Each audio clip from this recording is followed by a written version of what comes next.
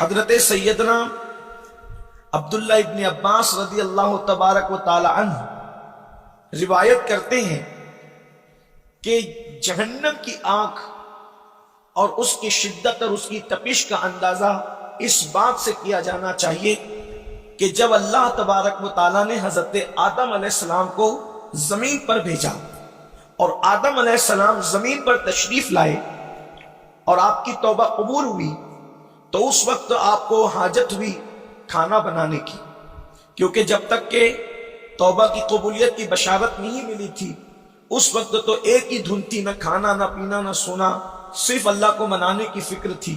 جب اللہ کو راضی کر لیا، دعا قبول ہو گئی، توبہ کی بشارت آ گئی، تو پھر آپ کے دل نے چاہا کہ کھانا بنایا جائے۔ تو آپ نے اللہ سے عرض کیا کہ میں کیسے کھانا بناؤں؟ تو فرمایا کہ آگ پر کھانا پکاؤ۔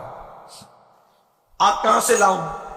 اس وقت تک لوہے میں پتھر میں رگڑنے سے آگ تھی نہیں، لوہا پتھر یہ سب آگ سے خالی تھے۔ اس وقت دنیا میں آگ کا نام و نشان نہ تھا۔ تو اللہ نے جبریل سے فرمایا جبریل جاؤ اور جہنم کے داروغہ مالک علیہ السلام سے کہو کہ وہ جہنم سے کچھ آگ نکال کر دے دے۔ توجہ کرنا، بہت دھیان سے سننے کی بات ہے کہ جہنم کی آگ کی حرارت کیا ہے۔ تو فرمایا کہ جا کر کہو کہ وہ جہنم سے کچھ آگ دے دے، ان کو کھانا پکانا ہے۔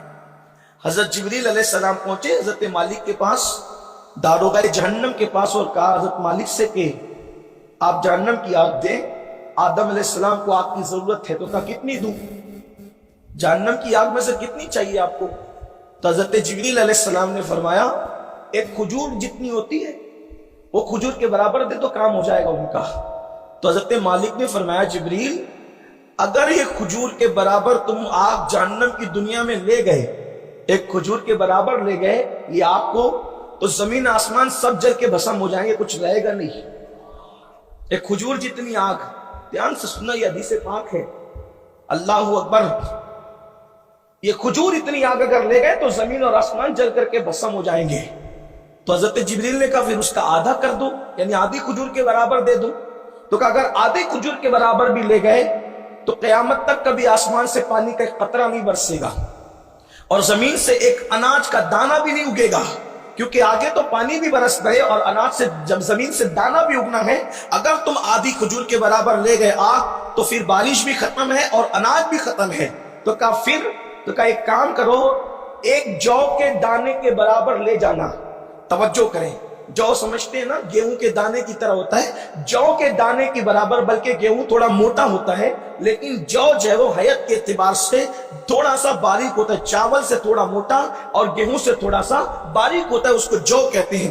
اللہ اکبر۔ تو کہا کہ جو کے دانے کے برابر لے جاؤ، لیکن ایسے ڈائریکٹ نہیں لے جانا بلکہ جو کے دانے کے برابر لے جانا اور اس کو 70 مرتبہ پہلے پانی کے اندر جو رحمت کا پانی ہے اس میں دھونا، غوطہ لگانا، یعنی جہنم کی آگ کو جو کے برابر لے کر ڈائریکٹ نہیں جا سکتے، کیونکہ وہ لے گئے تو بھی دنیا نے جل جانا ہے، بلکہ اس کو 70 مرتبہ رحمت کے پانی سے نہر رحمت میں 70 بار دھونا ہے، غوطہ لگانا ہے، اس کے بعد لے جانا۔ پھر روایت میں آتا ہے کہ وہ آگ جہنم سے نکالی گئی اتنی جو کے دانے کے برابر، اس کو 70 مرتبہ رحمت کی نہر میں غوطے دیے گئے اور 70 بار دھونے کے بعد جب جبریل اس کو لے کر کے آئے تو ایک پہاڑ پہ رکھا، اور جس پہاڑ پہ رکھا وہ پہاڑ جیسی وہ آگ رکھی گئی، 70 بار دھونے کے بعد بھی وہ جو آگ رکھی گئی تو وہ پہاڑ جل کر کے بھسم ہو گیا، وہ پہاڑ جل کر کے ریزہ ریزہ ہو گیا،